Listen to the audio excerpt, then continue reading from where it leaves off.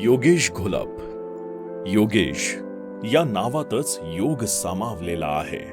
हा योग आहे जनसेवेचा, एक निष्ठतेचा, लोकांसोबत आणि लोकांसाठी काम करणाऱ्या परंपरेचा, मायबाप मतदार राजाप्रती असलेल्या अतूट विश्वासाचा, नाशिक रोड देवळाली मतदारसंघातील विकास करण्यासाठी असा योग पुन्हा जुळून आला.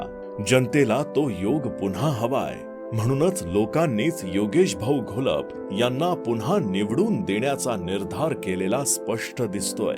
जगाचा पोशिंदा असलेला अन्नदाता शेतकरी, देशाप्रती चोख सेवा बजावणारे लष्करी जवान आणि त्यांच्या निस्वार्थ त्यागाला साथ देणारे सैनिक कुटुंबीय, विकासात मोलाची भूमिका बजावणारा विविध राज्यांमधील कष्टकरी समाज यांची सरमिसळ अशी आपल्या नाशिक रोड देवळाली मतदारसंघाची विशेषता. या सगळ्यांना भावणारा, आपला घरातला वाटणारा माणूस म्हणून मतदारसंघानं गेली अनेक वर्षे बबनराव घोलप यांना साथ दिली. त्यांनी सर्व जनतेला सोबत घेत चौफेर कामे केली. यात कोणत्याही समाज, धर्म यांच्याशी दुजाभाव केला नाही. जनतेशी जोडलेल्या नात्याची हीच वीण योगेश घोलप यांनी अधिक घट्ट केली. म्हणूनच आता पुन्हा लोकांना 5च वर्षात आपल्या माणसाची उणीव भासू लागली आहे. ती दूर करण्यासाठी योगेश भाऊ घोलप सज्ज झालेत. त्यांना मोलाची साथ देण्याशिवाय जनतेपुढे पर्याय नाही. योगेश भाऊ यांचा स्वभाव मितभाषी असला तरी मनाचा जाणणारा माणूस म्हणून ते सगळ्यांना माहिती आहेत. संकट काळात बांधावर तत्परतेनं दाखल होत शेतकऱ्यांचे अश्रू पुसणारा, त्यांना नुकसान भरपाई मिळावी म्हणून लढा देणारे योगेश भाऊ लोकांना लक्षात आहे. कामे केलीत, मात्र त्याचा गाजावाजा केला नाही. जे केलं तर जनतेसाठी, जनतेच्या कर्तव्याप्रती असलेल्या निष्ठेतून केलं. हे जनता सुद्धा जाणते.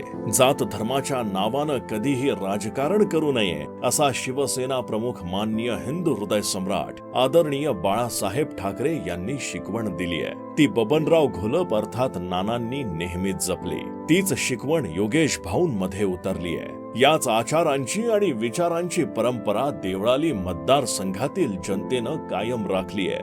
ती वाढवली सुद्धा आहे. त्याची आता जनतेला नव्यानं आठवण होत आहे. देशासाठी लढणाऱ्या जवानांच्या कुटुंबांना योगेश भाऊ त्यांचा मुलगाच असल्याचे जाणवतो. असा प्रत्येक कुटुंबासोबत त्यांचा जिव्हाळ्याचा संबंध आहे. याच संबंधांमधूनच देवळाली मतदारसंघाशी घोलप कुटुंबाचा गेल्या 2 पिढ्यांपासून संबंध आहे. तो अधिक वृद्धिंगत करण्यासाठी योगेश भाऊ मतदार राजासमोर विधानसभा निवडणुकीच्या निमित्तानं सामोरे जात आहेत. हे संबंध अधिक बळकट करण्याकरिता आता मतदारही आसुसला आहे. तो योगेश भाऊ यांच्या सादेला प्रतिसाद देणार यात कोणतीही शंका कोणाच्याही मनात नाही. एक निष्ठा काय आहे हे योगेश भाऊ यांच्याकडे बघून कळते. नाशिक जिल्ह्यात शिवसेना हे जनहितार्थ संघटन उभे राहण्यासाठीची पायाभरणी देवळाली मतदारसंघातच झाली होती.